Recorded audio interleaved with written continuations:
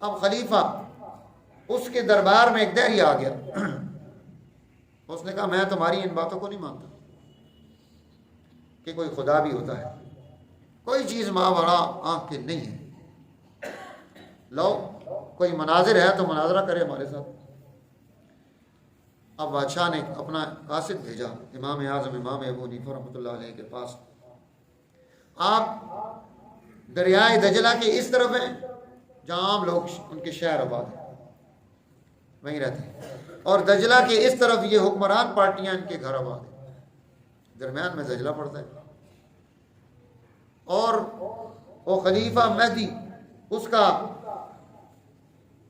سلسلہ یہ تھا کہ وہ رات کو اپنا، اس کی پارلیمنٹ چلتی تھی، دربار رات کو چلتا تھا۔ اب 8 بجے انہوں نے بندہ بھیج دیا، امام صاحب نے کہا جاؤ ان کو بتاؤ کہ میں آ رہا ہوں۔ اب 8 کے بجائے 9 ہو گئے، 9 کے بجائے 10 ہو گئے، 11 ہو گئے، 12 ہو گئے، 1 ہو گیا۔ اب وہ سب کو لتاڑ رہے دہریہ، شیخیاں پکار رہے، اور لگا ہوا ہے باتیں کرنے کہ جو تمہارا سب سے بڑا امام ہے وہ تو ڈر کر گھر بیٹھ گیا، اتنا ٹائم تو وہاں سے یہاں نہیں لگتا۔ 1 بجے تو امام صاحب حاضر ہو گئے، بادشاہ اٹھ کر کھڑا ہو گیا، وزراء کھڑے ہو گئے، علماء کھڑے ہو گئے، استقبال کیا، بٹھایا کہ حضرت اتنا ٹائم کیوں خرچ ہو گیا؟ یہ شاہی فرمان تھا، آپ کو جلدی پہنچنا چاہیے تھا۔ انہوں نے کہا میں نکلا تو جلدی ہوں گھر سے، لیکن جب میں دجلہ کے پاس پہنچا تو بڑا عجیب واقعہ پیش آیا، بڑی عجیب بات ہو گئی۔ اس عجیب بات کو دیکھتے ہوئے دجلہ کی اس طرف میرا گھنٹہ گزر گیا، پھر جب میں دجلہ کے اس طرف آیا تو پھر ایک عجیب بات ہو گئی۔ اس عجیب بات میں کھویا ہوا تھا، گھنٹہ بھر یہاں ضائع ہو گیا، 2 گھنٹے تو میرے ادھر لگ گئے۔ اب سارے اٹھ کر کھڑے ہو گئے ہیں کہ وہ عجیب بات ہے کیا جو آپ کے ساتھ پیش آئی ہے؟ کہا بڑی عجیب بات ہے۔ کہا حضور بیان تو کر دیں۔ بادشاہ کہنے لگا بات بتائیں۔ اس نے کہا، امام صاحب نے فرمایا کہ بھائی میں جب دجلہ کے قریب پہنچا تو رات کا ٹائم تھا، کشتی کوئی نہیں، سوار تو آ گیا ہے، سواری نہیں، لوگ اپنے گھروں کو چھٹی کر کے چلے گئے۔ اب میں سوچ رہا ہوں کہ میں دجلہ کو کراس کر کے آپ کے پاس کیسے پہنچوں۔ تو میں نے عجیب تماشا دیکھا، اچانک سمندر کے اندر سے پلین پھٹے نکلنا شروع ہو گئے اور وہ آپس میں جڑ کر کشتی بننے لگے، پھر وہیں سے کیلیں نکلنا شروع ہو گئیں اور وہ اس کشتی میں خود ہی ٹھکنے لگی۔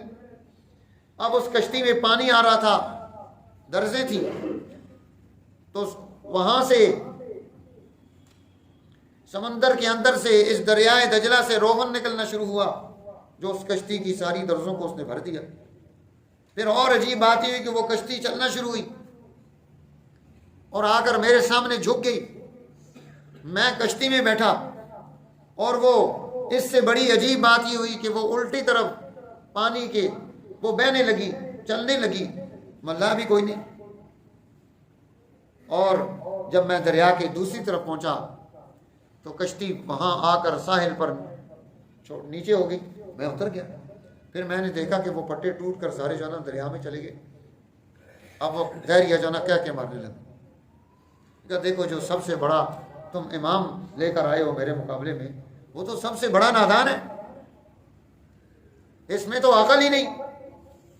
بھلا آپ یہ بتائیے کہ کشتی خود بخود بنتی ہے، پٹے خود پلین ہو جاتے ہیں، سمندر سے بھلا پٹے نکلا کرتے ہیں، وہاں سے جو ہے ہیرے نکلیں گے، موتی نکلیں گے، وہاں سے مچھلی نکلے گی، یہ پھٹے کب سے نکلنے لگے تمہارے سمندر سے؟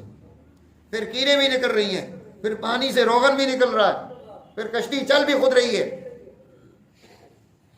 امام صاحب نے فرمایا بھائی بات یہ ہے، آپ نے دعویٰ کیا تھا کہ یہ ساری کائنات، زمین آسمان، سورج اور چاند، ستارے اور سیارے، دن کا اور رات کا آنا جانا، یہ سب کچھ خود بخود ہو رہا ہے، اور اگر یہ سب خود بخود ہو رہا ہے تو کشتی خود بخود کیوں نہیں تیار ہو سکتی؟